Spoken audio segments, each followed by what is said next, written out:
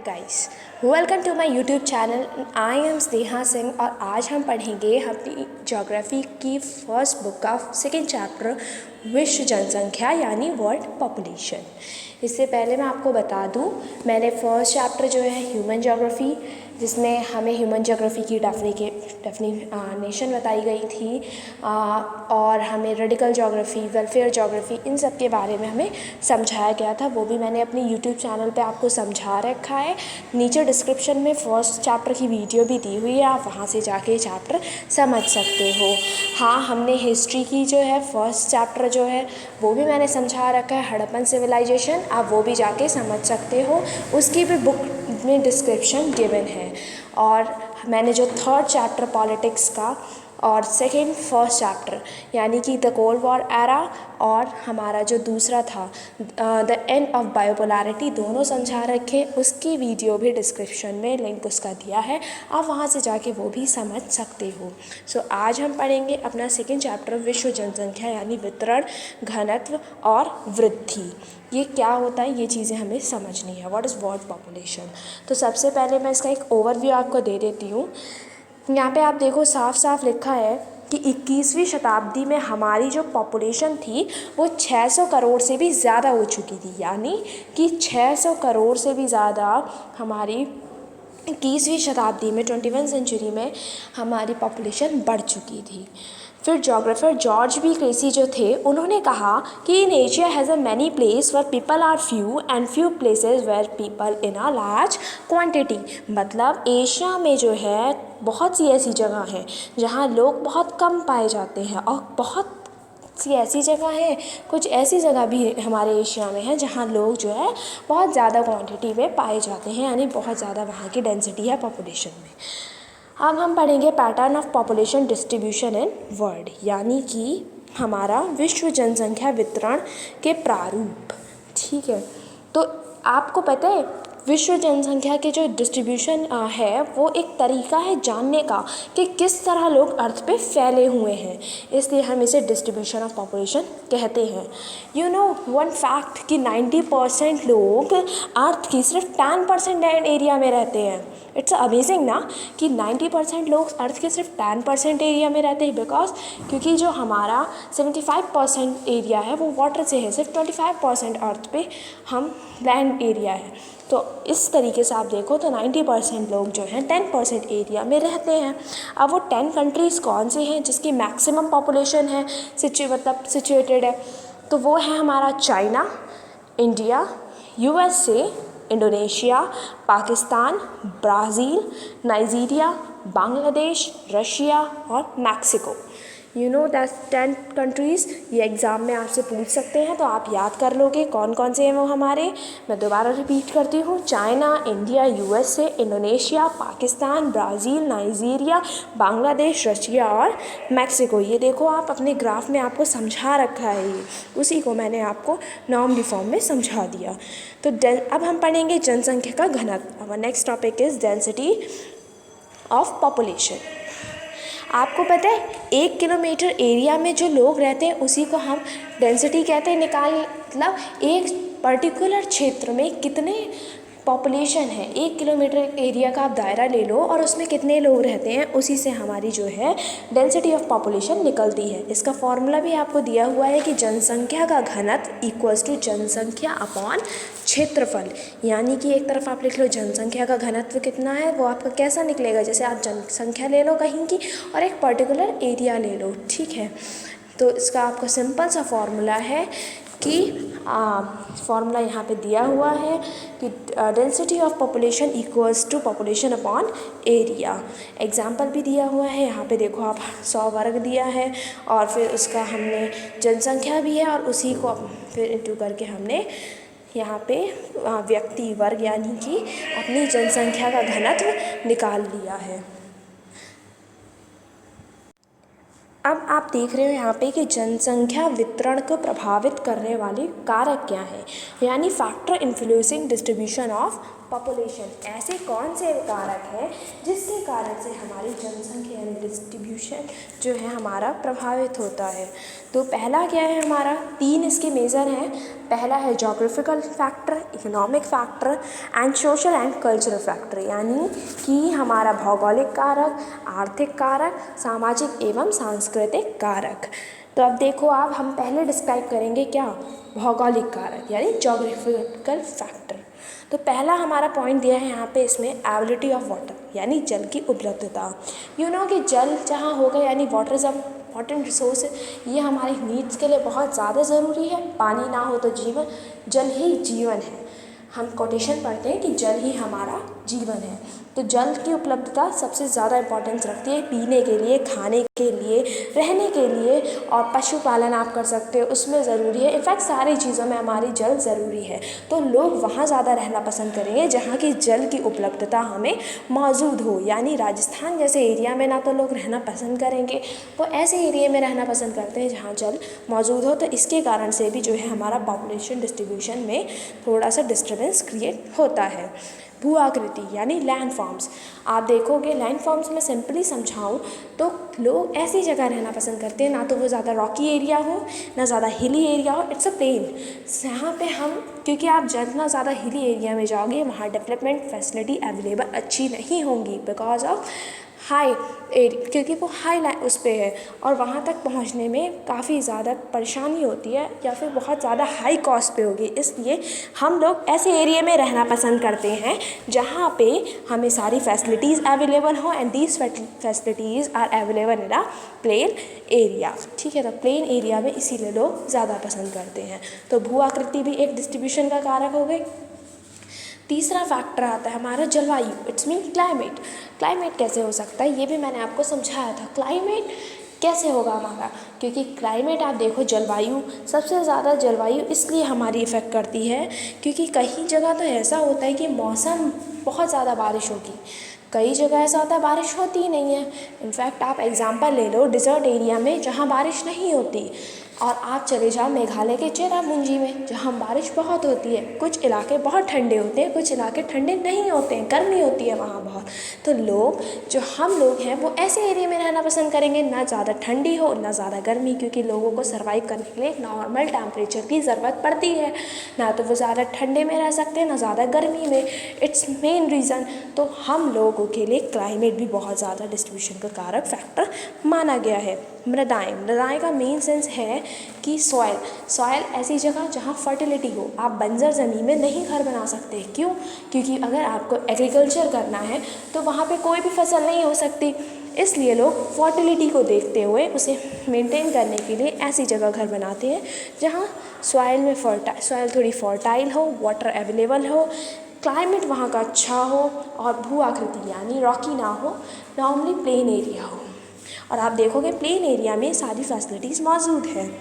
तीसरा आता है हमारा आर्थिक कारक, ठीक है। सेकेंड वन इज़ हमारा इकोनॉमिक फैक्टर। इकोनॉमिक फैक्टर कैसे है? खनिज यानी मिनरल्स।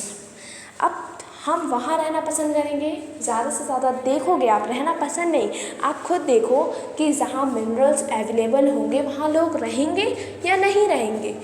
It's your decision. आप एक बार सोच के बताओ, मेरे कमेंट में इसका आंसर दो। तो लोग मेरे हिसाब से, दैट्स माय ओपिनियन, या फिर आप देखोगे कि लोग वहाँ रहना पसंद करते हैं जहाँ मिनरल अवेलेबल हो। अब आप पूछोगे ऐसा क्यों? ऐसा इसलिए है क्योंकि जहाँ मिनरल्स होंगे वहाँ इंडस्ट्रीज़ बनेंगी। उसको प्योरीफिकेशन की इंडस्ट्री हो सकती है, उससे मिनरल से कुछ भी न्यू प्रोडक्ट बनाने की इंडस्ट्री हो सकती है, तो इंडस्ट्री होगी। दूसरा, सेल करने के लिए मार्केट होना चाहिए, मार्केट बनेगा, मार्केट होगा, रोज़गार आएगा, लोग ज़्यादा से ज़्यादा सेल्स ट्रेड होगा वहाँ से, ठीक है। मार्केट बनेगा हमारा तो हमारा क्या होगा? अर्बनाइजेशन आएगा, अर्बनाइजेशन बनेगा, हेल्थ फैसिलिटीज़ होंगे, एजुकेशन फैसिलिटी, तो लोग ऐसी जगह ज़्यादा रहना पसंद करेंगे। दूसरा पॉइंट हमारा यही है, नगरीकरण। डेवलप सिटीज़ में लोग ज़्यादा रहना पसंद करते हैं। अब आप खुद अंतर लगा सकते हो कि एक आपने ले लिया हमारा छोटा सिटी अमरोहा और दूसरा आपने ले लिया दिल्ली, तो अमरोहा की पॉपुलेशन ज़्यादा होगी या दिल्ली की? तो आप बता सकते हो दिल्ली की पॉपुलेशन ज़्यादा होगी। क्यों रहना पसंद करेंगे? क्योंकि वहाँ फैसिलिटीज़ अवेलेबल हैं। हमें जो फैसिलिटी वहाँ मिलेंगी वो हमें एक छोटे मोटे शहर में नहीं मिल सकती हैं। क्यों? क्योंकि वहाँ हॉस्पिटल्स अच्छे होंगे, आप देख लो, हेल्थ फैसिलिटी हो सकती है, एजुकेशन फैसिलिटी हो सकती है, मार्केटिंग अच्छी होगी, एवरीथिंग, मतलब सब कुछ गुड होगा वहाँ comparing to Amroha. Delhi is good या Delhi is better than Amroha, आप ये भी बात कह सकती हो। तीसरा पॉइंट आता है हमारा इंडस्ट्रियलाइजेशन। आपको पता है इंडस्ट्रियलाइजेशन जहाँ होगा वहाँ, यहाँ खुद देखो आप, रोज़गार के अवसर उपलब्ध होंगे, बड़ी संख्या में लोग आकर्षित होंगे, अट्रैक्शन होगा। क्यों अट्रैक्ट होंगे लोग? कोई पैसा अट्रैक्शन नहीं है, आप गलत मत समझो। अट्रैक्शन कैसा होगा? यहाँ इंडस्ट्री को लेकर अट्रैक्शन होगा। क्यों? क्योंकि लोगों को भाई रोज़गार की आज के टाइम पे ज़रूरत है, तो लोग ऐसे एरिया में ज़्यादा रहना पसंद करेंगे। सूरत में इंडस्ट्रीज़ बहुत हैं, आप देखोगे बिहार से, यूपी से काफ़ी लोग सूरत में जाके इसीलिए रहते हैं क्योंकि वहाँ उन्हें कुछ काम मिल सके। आप देखो दिल्ली में, लुधियाना में, ये सब इंडस्ट्रियल सिटीज़ हैं। आप बेंगलोर चले जाओ, ये सब इंडस्ट्रियल हैं, तो यहाँ पे लोग इसीलिए मोस्टली रहते हैं। और ज़्यादा से ज़्यादा आप देखोगे रिच फैमिली यहाँ नहीं, पुअर फैमिलीज़ रहती हैं बिकॉज ऑफ रोज़गार। बस वो रोज़गार के लिए उन्हें जॉब्स मिल सके, इसलिए वो वहाँ पे जाके रहते हैं। अगला है हमारा सामाजिक एवं सांस्कृतिक कारक। सामाजिक में आप देख सकते हो या सांस्कृतिक में रिलीजियस एक कॉज है हमारा। जैसे आप देखो वाराणसी को ले लो, तो या अभी का प्रेजेंट ले लो अयोध्या। अयोध्या में हमारा बन रहा है राम मंदिर। अभी अयोध्या डेवलप नहीं है, लेकिन अब वो डेवलपिंग सिटी पे बनने के रास्ते पे जा रहा है। क्यों? क्योंकि वहाँ राम मंदिर बन रहा है। राम मंदिर बनेगा तो वहाँ पे टूरिस्ट आएंगे, श्रद्धालु आएंगे, तो उनके रहने के लिए जगह बनानी चाहिए। इट्स मीन होटल बनेंगे, रेस्टोरेंट बनेंगे तो हेल्थ फैसिलिटीज़ वहाँ अवेलेबल होंगी। कहीं किसी को हो जाए तो भाई हॉस्पिटलाइजेशन हो, हॉस्पिटल बनेंगे तो स्कूल्स बनेंगे, कॉलेजेस बनेंगे, तो एक पूरा अर्बनाइजेशन सिस्टम वहाँ पे डेवलप होगा। तो इट्स अ मेन फैक्ट, तो लोग ऐसी जगह पे भी रहना पसंद करेंगे। जनसंख्या वृद्धि क्या है? अब आपको यहाँ पे एक टेबल गिवन है, ये आपको पढ़नी है, जनसंख्या वृद्धि। तो जनसंख्या वृद्धि के बारे में हमें क्या बताया गया है? जनसंख्या वृद्धि कहते हैं ग्रोथ ऑफ पॉपुलेशन। जब 2 टाइम पीरियड्स या 2 समय अंतराल के बीच पॉपुलेशन में चेंज आता है, यानी आप देखो बर्थ रेट बढ़े या डेथ रेट कम हो, या डेथ रेट बढ़े बर्थ रेट कम हो, इसी को हम कहते हैं जनसंख्या की वृद्धि होना। जनसंख्या वृद्धि दर क्या होता है? जनसंख्या वृद्धि को प्रतिशत में व्यक्त करना, यानी कि परसेंटेज में बताना, उसे चेंज करना, उसको हम कहते हैं population growth rate of population, यानी कि जनसंख्या वृद्धि दर। जनसंख्या की प्राकृतिक दर क्या है? यानी नेचुरल ग्रोथ ऑफ पॉपुलेशन। तो नेचुरल ग्रोथ ऑफ पॉपुलेशन है हमारी 2 टाइम पीरियड यानी 2 समय अंतराल के मध्य जन्म दर और मृत्यु दर का आकलन कर जनसंख्या की प्राकृतिक वृद्धि तक पहुंचाना है। Natural growth equals to birth rate plus death rate. ठीक है, इसका फॉर्मूला भी आपको गिवन है।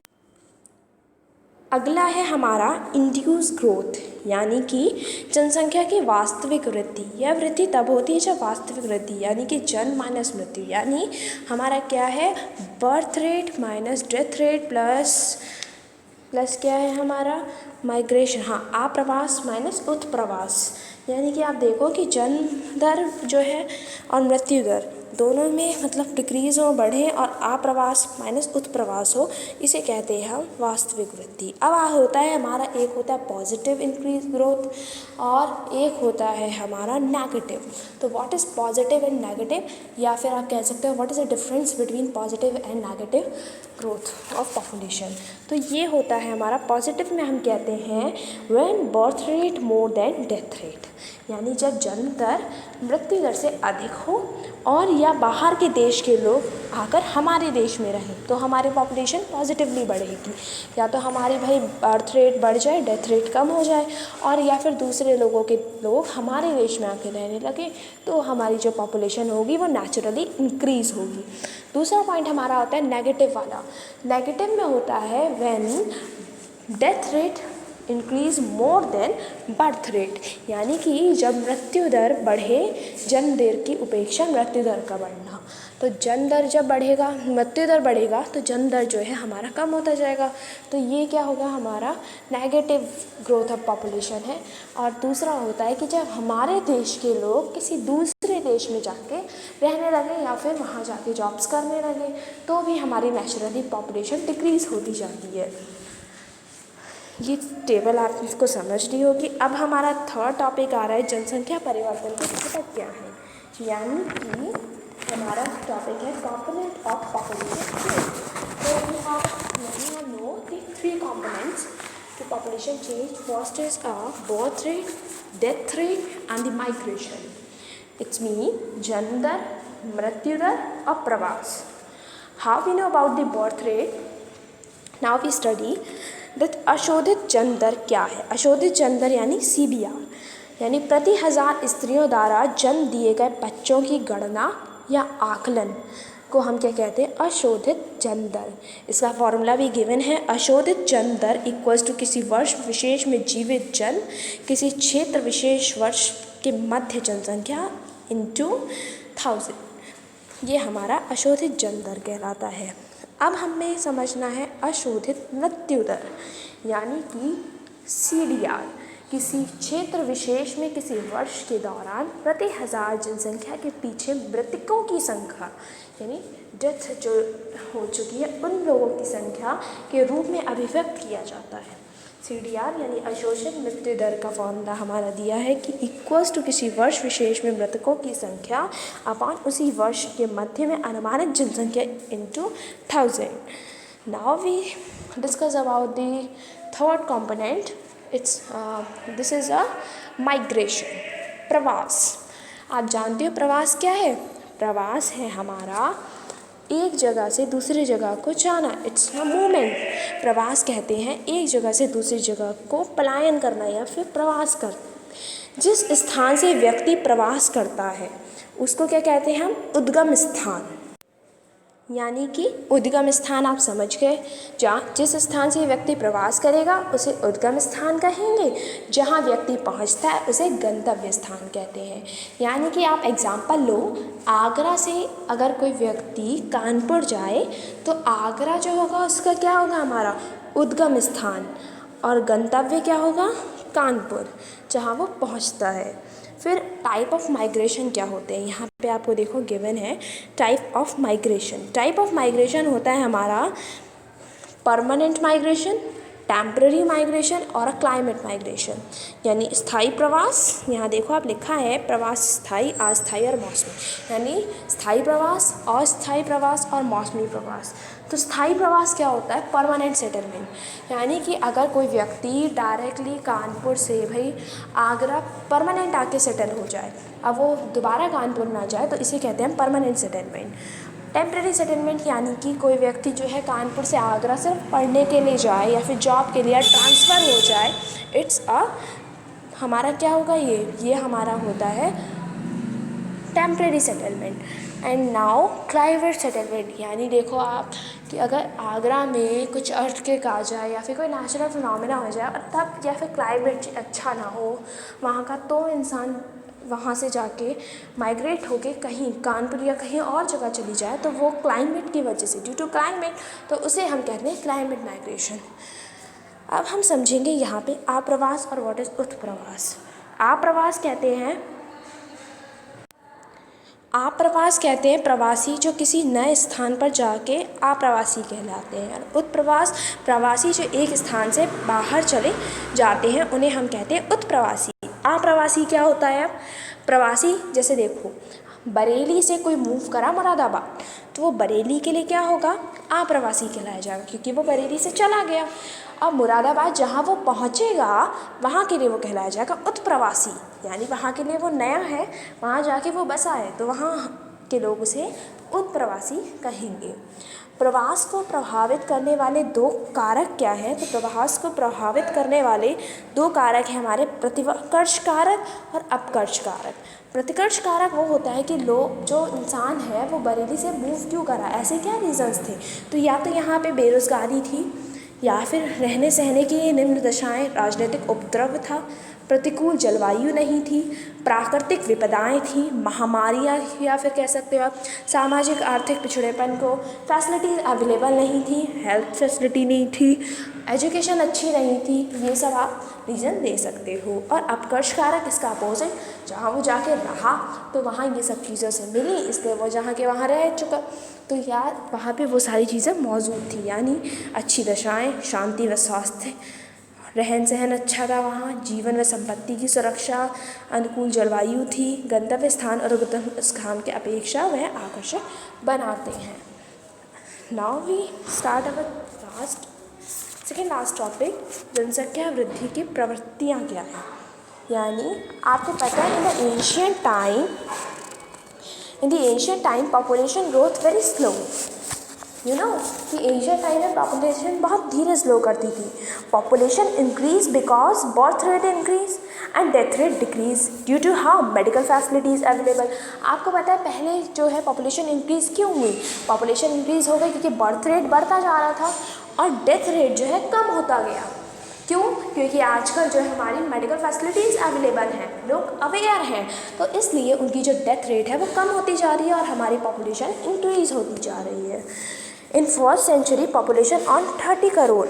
By one time in 1750, industrial revolution start, our population increase. 18th century आते आते population हद से ज़्यादा बढ़ने लगी गई। ठीक है, अब विश्व जनसंख्या का दोगुना होना यानी विश्व जनसंख्या का बढ़ना कैसे, ये देखो आप ग्राफ में समझाया गया हमें। पहले स्टार्टिंग में बहुत कम थी ईसा के जन्म की और धीरे धीरे वर्तमान में आज कितनी हाई पॉपुलेशन हो गई है, यानी पॉपुलेशन रेट बढ़ता जा रहा है। और जनसंख्या जो है परिवर्तनों का दोगुना होना यानी नाउ इन 5 अरब से 6 अरब होने के मात्र 12 वर्ष लगे। आपको पता है कितनी जल्दी बढ़ी? सिर्फ 5 अरब से 6 अरब होने में सिर्फ 12 साल लग गए। विकसित देश और विकासशील देशों की तुलना अपनी जनसंख्या का दोगुना करने में अधिक समय ले रहे हैं। जनसंख्या वृद्धि विस्फोट सबसे अधिक विकासशील देशों में हो रहा है। क्यों? क्योंकि डेवलप्ड कंट्रीज आर लिटरेट, उनको पता है, अवेयर हैं वो लोग, लेकिन जो हमारे विकासशील देश हैं यानी विकास के पथ पे हैं, अभी विकसित नहीं हुए हैं, पूरे डेवलप नहीं है, डेवलप होने की कगार पे हैं, तो ऐसे लोगों के लिए हमारी जो पॉपुलेशन है वो बढ़ती चली जा रही है और हमें इस चीज़ को ध्यान रखना होगा। अक्सर मुझसे बच्चे पूछते हैं कि नॉर्मली वो यही पूछते हैं, अक्सर बच्चों को यही हमेशा मैं देखती हूँ कन्फ्यूज़न होता है कि भाई विकास क्या है और विकासशील क्या है। आप लोगों को पता होना चाहिए विकास वाले यानी विकसित देश हम कहते हैं जो डेवलप्ड हो चुके हैं, और विकासशील देश हम उन्हें कहते हैं जो डेवलप होने की किस पे हैं, पथ पे हैं, अभी वो पूर्णतः डेवलप नहीं हुए हैं।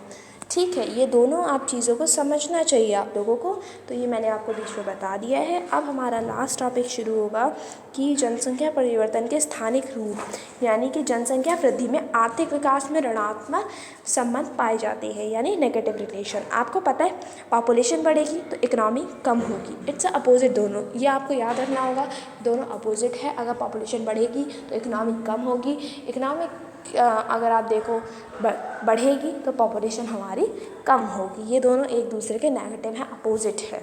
ठीक है, हमारी जो जनसंख्या का वार्षिक दर है वो 1.4% है।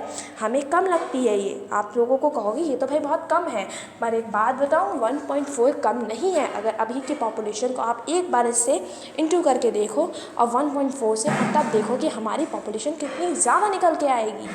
हाँ, तो ये एक छोटी संख्या दी है। अगर आप देखो कि हमें 2 से मल्टीप्लाई करने को कहा जा रहा है, 2 बोला है बस, और हम संख्या नहीं पता, लेकिन संख्या हमारी 2000 है, 2000 इंटू 2 करोगे तो उसका डबल निकल के आएगा हमारा 4000। तो ये आपको कम नहीं समझना है, 1.4 आप देखो तो बहुत ज़्यादा है, आज के टाइम पे भी इतनी ज़्यादा पॉपुलेशन हमारी हाई है। और अगर हमारा वार्षिक दर कम भी हो जाए तब भी हमारी पॉपुलेशन जो है बढ़ती रहती है। क्यों? क्योंकि डेथ रेट बढ़ भी जाए तो पॉपुलेशन तो इंक्रीज़ रहेगी, क्योंकि बर्थ रेट कम थोड़ी हो रहा है, बर्थ रेट तो बढ़ता जा रहा है ना, क्योंकि हम तो भाई विकासशील देश हैं, हम अवेयर थोड़े हो रहे हैं इस बारे में कि हमारी पॉपुलेशन कितनी ज़्यादा हाई होती जा रही है। तो इन सब चीज़ों के कारण से हमें ध्यान रखना चाहिए। तो अब हम पढ़ेंगे कि हमारा लास्ट टॉपिक जो है कि जनसंख्या परिवर्तन का प्रभाव क्या हो रहा है हमारा। तो अगर जनसंख्या धीरे धीरे बढ़े तब तो सही है, लेकिन अगर बियॉन्ड लेवल बढ़ जाए तो इट्स अ सीरियस केस ना।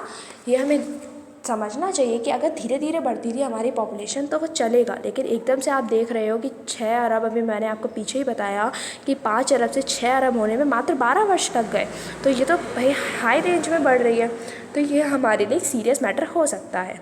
पॉपुलेशन डिक्लेरेशन कंट्री, ये आपको 2-3 मार्क्स में हमेशा बोर्ड में पूछा जाता है। पिछले साल भी ये क्वेश्चन आया था कि भाई जनसंख्या में बढ़ने वाला तो सब सुना है, जनसंख्या के ह्रास वाले देश कौन कौन से हैं, तो उनका ह्रास क्यों हुआ। पहली बात तो ये है वहाँ पे जो है HIV या फिर HIV वायरस या फिर एड्स, दोनों एक ही चीज़ होती है, कन्फ्यूज़ मत होना। HIV और एड्स की वजह से जो है वहाँ महामारियों ने लोगों को मरने लगे, और अफ्रीका और एशिया में ये कौन कौन सी कंट्रीज़ में फैली, अफ्रीका में, ऐसे कॉन्टिनेंट्स में, अफ्रीका में, एशिया में, और CIS यानी कॉमनवेल्थ इंडिपेंडेंट स्टेट। अब आप बोलोगे व्हाट इज CIS, तो ये मैंने अपने पॉलिटिक्स में समझा रखा है, सेकंड चैप्टर में पॉलिटिक्स खोल के देखिए मेरी वीडियो में। मैंने पहले ही बोला है जब तक बेस स्टार्टिंग के सारे साथ में समझोगे तो एक एक चीज़ करके सारी चीज़ें क्लियर होती चली जाएंगी। तो डिस्क्रिप्शन में मेरी पॉलिटिकल की सेकेंड जो चैप्टर है, कंटेम्प्रेरी वर्ल्ड पॉलिटिक्स बुक का सेकेंड चैप्टर जो हमारा है क्या, द एंड ऑफ बायोपोलैरिटी, उसमें ये समझाया गया व्हाट इज़ कॉमनवेल्थ स्टेट यानी CIS क्या है। तो आपको मैंने बताया था कि जब व्हेन द रशिया डिसइंटीग्रेट यानी USSR का जब डिसइंटीग्रेट हुआ था, रशिया एकदम अलग हो गया था सारे कंट्रीज़ अपने, तो जो कंट्री रशिया में 15 कंट्री शामिल थे, तो जो कंट्री अलग हुए थे 15 कंट्री अलग अलग उसमें टूट चुके थे, तो उन्हें का एक नाम दिया गया था, that name is CIS, Commonwealth of state independence. ये उनके लिए यूज़ किया जाता है, तो वो भी इसी हास वाले कंट्री में आते हैं जिनकी पॉपुलेशन अभी कम है बहुत। तो आपको पता है कि due to death rate increase so life expectancy low. तो अब हम लास्ट पढ़ेंगे, अपना लास्ट टॉपिक जनन की है, संक्रमण क्या है। तो आपको पता है कि यह हमें जो है भविष्य की जनसंख्या का पूर्वानुमान लगाता है, यानी हमारे ये बताता है कि वर्ल्ड की पॉपुलेशन कितनी ज़्यादा बढ़ सकती है या कितनी होगी। Population change when birth rate plus death rate increase, but when people go in a rural area and to urban area, ठीक है, when people go to rural area to urban area birth rate plus death rate decrease. ऐसा क्यों कहा गया है इसमें, आपको पता है कि जनानकीय संक्रमण की सीधे सीधे ये कहा गया है कि बर्थ रेट और डेथ रेट इंक्रीज़ हो जब हम कहाँ रहेंगे, ग्रामीण इलाके में। लेकिन अगर आप रूरल टू अर्बन एरिया में जाओ तो वहाँ पे जो है आपकी डेथ रेट भी कम हो जाएगी और हमारी बर्थ रेट भी कम हो जाएगी। ऐसा क्यों? क्योंकि तब लोग यहाँ जब रहते हैं रूरल में तो लोग इलिटरेट होते हैं, अवेयर नहीं होते हैं, लेकिन जब वो अर्बन एरिया में जाएंगे तो लोग लिटरेट हो जाएंगे, उनको फैसिलिटीज़ हाँ सारी प्रोवाइड्स होगी। और दूसरी बात वो जो है अपनी मेडिकल इश्यूज़ के बारे में, हेल्थ इशू के बारे में सब में अवेयर होंगे, और फिर उन्हें पता होगा जो हमारा बर्थ रेट है वो भी कम होगा। क्यों? क्योंकि उन्हें पता होगा कि भाई देश की पॉपुलेशन इतनी कम हो रही है तो हम और इतनी ज़्यादा बढ़ रही है तो हम इसे और ज़्यादा क्यों बढ़ाएं, हम इसे नॉर्मल केस पे रखना है, नहीं तो आगे जाके रिसोर्सेस हमारे कम हो जाएंगे, जिसे आप सतत पोषणीय विकास कहते हो। तो उन सब को मेंटेन करने के लिए हमें पॉपुलेशन थोड़ी कम करनी चाहिए। अब इसमें 6 से 7 नंबर में एक क्वेश्चन पूछा जाता है कि जनानकीय संक्रमण के 3 प्रमुख अवस्थाएं यानी कि 3 मेजर स्टेजेस क्या हैं। तो ये आपको पता होनी चाहिए। फर्स्ट स्टेज में क्या होगा, birth rate increase plus death rate increase because peoples are illiterate, ठीक है, दे आर नॉट अवेयर, जन प्रत्याशा भी निम्न होगी, और 2000 यानी 200 साल तक भी कंट्री की पॉपुलेशन ऐसी ही थी। इसका एग्जांपल आप दे सकते हो बांग्लादेश, वो अभी क्योंकि इतना ज़्यादा डेवलप नहीं है इसलिए इसका एग्जांपल आप फर्स्ट स्टेज, वहाँ पे बर्थ रेट भी इंक्रीज़ है प्लस डेथ रेट भी इंक्रीज़ है, लोग उतने ज़्यादा अवेयर नहीं है। सेकंड स्टेज हमारी क्या होती है, ये होता है स्टार्टिंग में हाई पॉपुलेशन होगी लेकिन धीरे धीरे गो टू फॉल और डिक्रीज़ हो जाएगी, यानी लोग धीरे धीरे करके हमारे अवेयर होंगे। ये हमारे ग्राफ में है कि सेकेंड स्टेज में क्या है हमारा, धीरे धीरे पहले तो स्टार्टिंग में इंक्रीज़ होगी पर धीरे धीरे हमारी देखो नीचे आ रही है। तो इसी में हमारा एग्जाम्पल है इसमें Peru and Sri Lanka. And the third stage was that birth rate slow plus death rate also slow, यानी दोनों चीज़ें डिक्रीज़ हो जाएंगी, यानी लोग अवेयर हो जाएंगे, अर्बन होंगे, एरिया में रहेंगे, लिटरेट होंगे। कंट्री में सेकेंड स्टेज की पॉपुलेशन कहाँ है, जो डेवलप कंट्री हमारे वहाँ पाई जाती है, कहाँ, कनाडा में, USA में, जापान में, ब्रिटेन में, ऐसे इलाकों में हमारी थर्ड स्टेज पाई जाती है। जनसंख्या नियंत्रण करने के उपाय क्या हैं? पहला है आपका फैमिली प्लानिंग, यानी परिवार नियोजन का काम बच्चों के जन्म को रोकना अथवा उसमें अंतराल रखना, एक यानी कि एक टाइमिंग, इसे कहते हैं फैमिली प्लानिंग के बारे में सोचना। फिर सरकार को गर्भ निरोधक की सुगम उपलब्धता और बड़े परिवार को करे निरुत्साहक उपाय करना।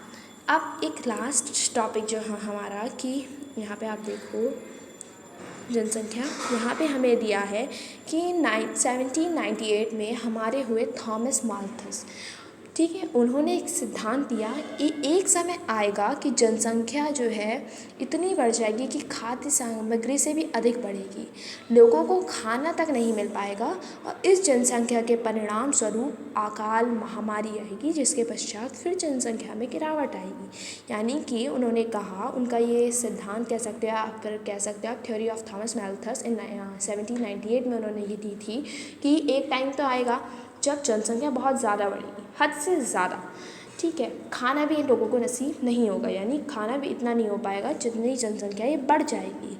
और फिर इसी जनसंख्या को बढ़ने के आफ्टर दी जब इंक्रीज़ हो जाएगी तो एक रिज़ल्ट निकलेगा क्या, एक महामारी आ सकती है, जैसे आप कह सकते हो कोरोना भी है ये भी आप बोल सकते हो। तो क्या होगा, हमारा महामारी आएगी या फिर आप कह सकते हो कोई भी नेचुरल डिज़ास्टर फिनोमेना हो सकता है अर्थ पे, कुछ भी ऐसा होगा जिसके कारण से फिर लोग डेथ रेट जो है हमारा इंक्रीज़ होगा और जनसंख्या में गिरावट आएगी, ठीक है। तो first population high and then one time come when population go slow और a decrease. That's now chapter पूरा हमारा एंड हो चुका है। क्वेश्चन आंसर्स आपको समझने हो तो मैंने इंस्टाग्राम पे भी और अपनी जो हमारी फेसबुक आईडी है तान्या सिंह, मैं आपको हमेशा गिवन करती हूँ, डिस्क्रिप्शन में बताती हूँ, आप वहाँ से भी देख सकते हो। कोई डाउट कुछ भी हो तो वो मुझसे पूछ सकते हो क्लियर करके, विदाउट एनी हेजिटेशन बोल रखा है मैंने आप लोगों को सभी को। कोई टेंशन लेने का ही नहीं है, बिल्कुल बस पढ़ना है हमें, टाइम बहुत अच्छा है, पढ़ना, पढ़ाई के अलावा कोई चीज़ नहीं है दुनिया में, मेरे ओपिनियन से तो यही है। और आप लोगों को पढ़ना है, बस पढ़ना है। लॉकडाउन का टाइम है, कोई काम है नहीं, तीसरा काम दिया नहीं जाता, पढ़ाई है। मेरी हर वीडियो पड़ेगी, मैं स्टार्टिंग से इसीलिए समझा रही हूँ कि बच्चों में जो डाउट्स क्रिएट होते हैं वो सारे क्यूरीज डाउट क्लियर होते चले जाएँ, और मेरे साथ पढ़ो, मेरे साथ चलो, तो एक ग्रुप हमारा फॉर्म हो जाएगा, हम लोग यूनाइट रहेंगे। और हम भी नाटो की तरह या फिर सेंटो की तरह आप कह सकते हो ना, जैसे उन्होंने एक ऑर्गेनाइजेशन बनाई थी, हम भी एक ऑर्गेनाइजेशन बनाएंगे। क्या होगा वो, study point, just study point, study करनी है और बस समझना है, कोई डाउट नहीं रहना है, सब चीज़ें क्रैक कर देनी है, पढ़ना है बस, 12th के बोर्ड को बस टॉप मारना है इसमें, ये हमारा मेन मोटिव होगा। And thank you so much इतने ध्यान से सुनने के लिए। और अगर वीडियो अच्छी लगी हो मेरे फ्रेंड्स तो लाइक, सब्सक्राइब और आप उसे बेल आइकन दबा के मेरी हर वीडियो को देख सकते हो। Thank you so much.